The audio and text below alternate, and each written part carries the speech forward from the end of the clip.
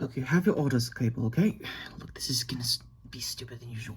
More than any other future villains you always tell us are gonna be dooming us all.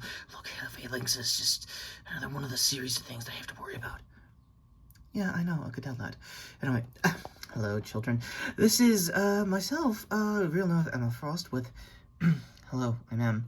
Yes, and we're gonna have to do something I'm gonna have to discuss with Retro. For which I'll be looking for the rest of preparations for counterattacks with watches. About fine, and your gambit with your not permanent husband. Yes, Anthony's new armor showed up, and yes, of course, Mr. Stark did a great job turning it into a freaking Megazord. How did he turn into a Megazord? Okay, look, I just want to say, I want to thank you for getting Scott out. Wait. Okay, why are you breaking character here, Corsair? What's going on? Look, I got a meeting with the Star Jammers. Just play nice, okay? Okay, so, that's weird, as per usual. Anyway, hey, everybody, what's up? And, I don't know, what's going on? Am I in trouble? No, Retro, you're not. I just need you and M to cover something for me. We're gonna be leaving now. Just be nice to him, darling. Okay, fine.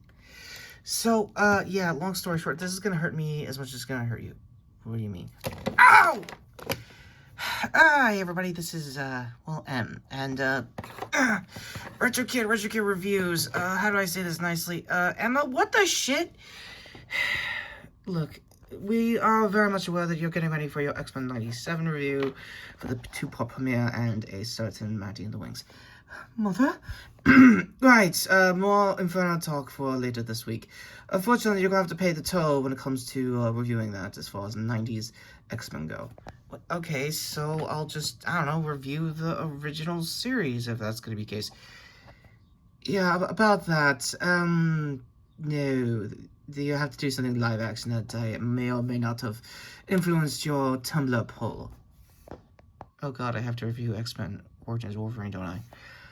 Well, you almost did. Oh, thank God. But you're going to have to do one quick thing. And that is... Yeah, X Generation... my team in the 90s, long story short. Oh... I have some info we could use. We're going to share Hive Mind share it. It's called psychic telepathy. Okay, sure, whatever. Got you. Or Penance. Which you want to go by? Just M for now. This isn't wearing the old uniform. So, while Retro is recollecting himself, I think we got this covered here. Miss Frost, are you okay? Yes, we'll be going on to doing the rest of preparations. Cable on me. Yes, got it. Teleportation sequence 1.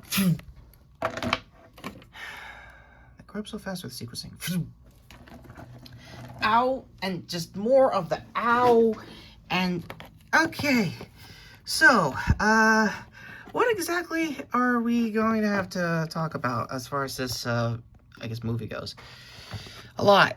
Starting off at the top, let's just get this out of the way. This was a TV pilot back in 96 that I believe, if Emma's intel was correct, you actually were watching when this was new. Weird as it sounds. Yeah, I was, like, in elementary school, and I had to go to sleep right after because it was a Mardi Gras taping. Yeah, as much as I would love to say cartoon, I guess, trailers for it, that's kind of the funny thing about this, movie over here.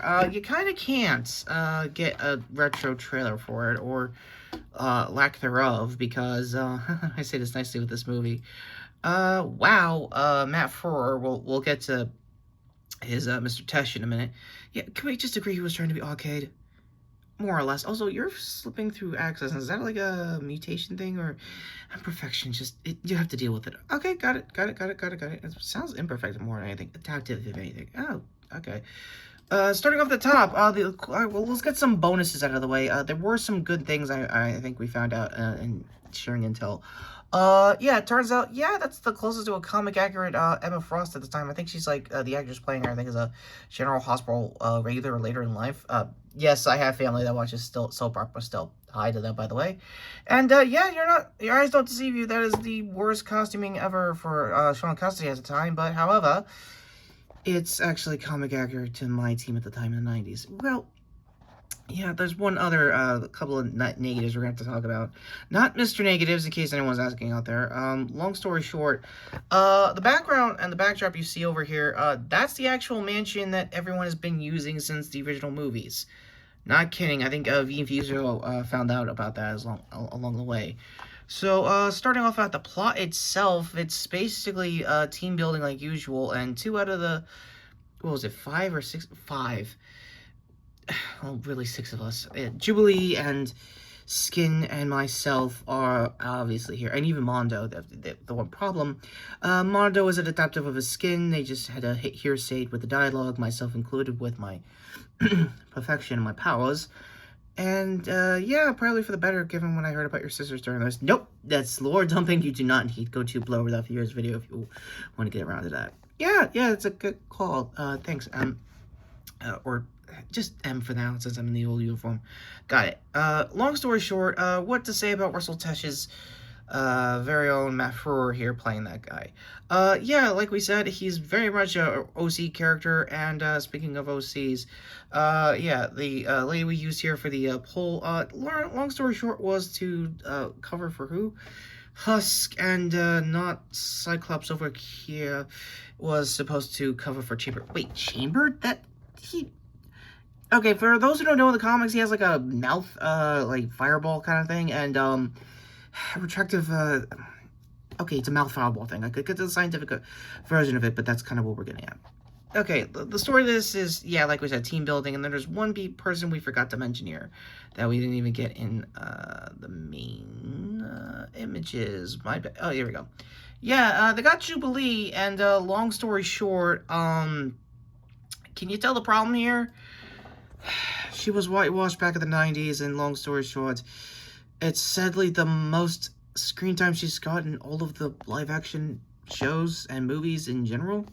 Yeah, that's not even a joke.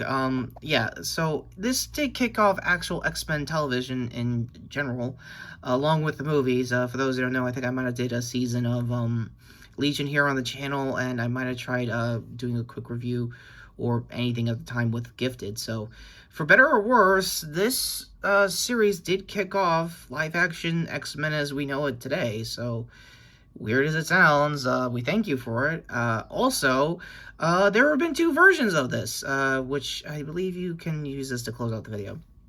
Yes, long story short for Russell over here, yes, he is a original villain, and if you've seen the dialogue, who is that Canadian man that you like so much that says smoking all the time and something Sonic jokes?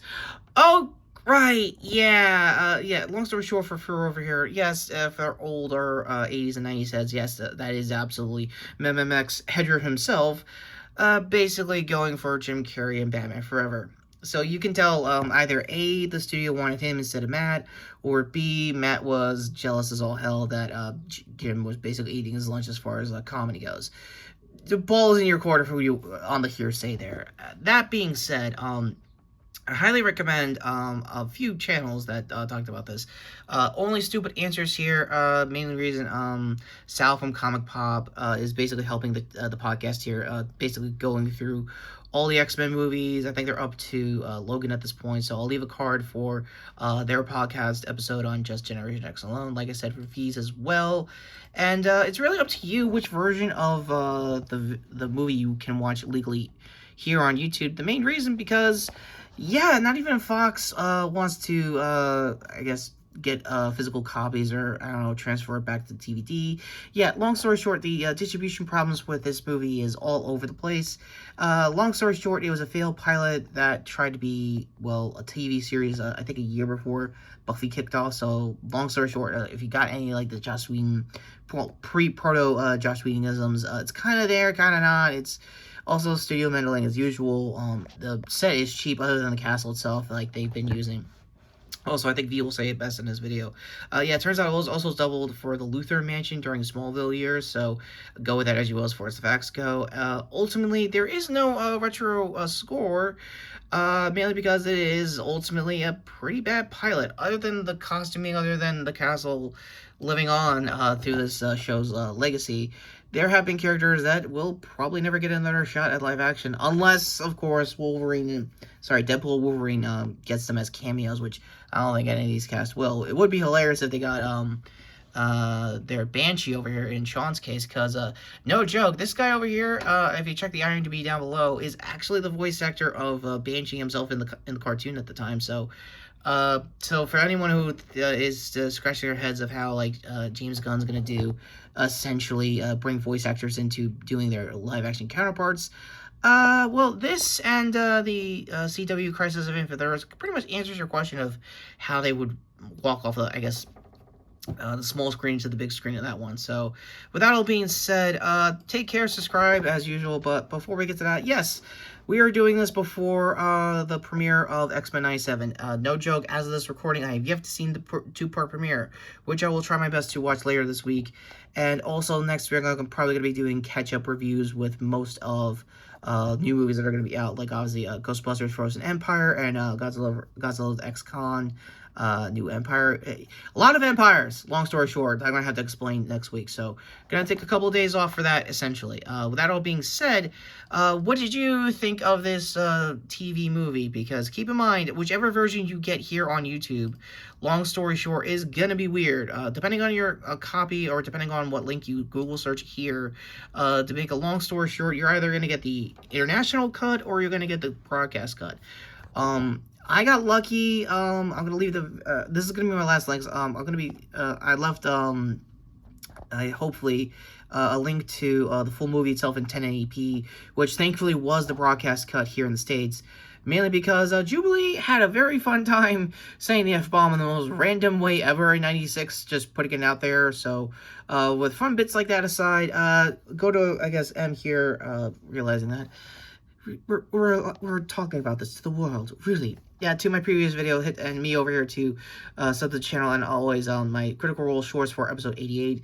89 is later this week, so I'll be trying my best to, I guess, stay plot-oriented like I always try to do with the shorts, so if not, it'll probably be in the live vlogs. That being said, yeah, follow me on my socials down below, and until next time, this is Retro Character here, saying, Miss Frost, did I finally, yeah, can I watch X-Men 97 now? Did you finish your review? Yeah? Did you score it? Wait, I have to?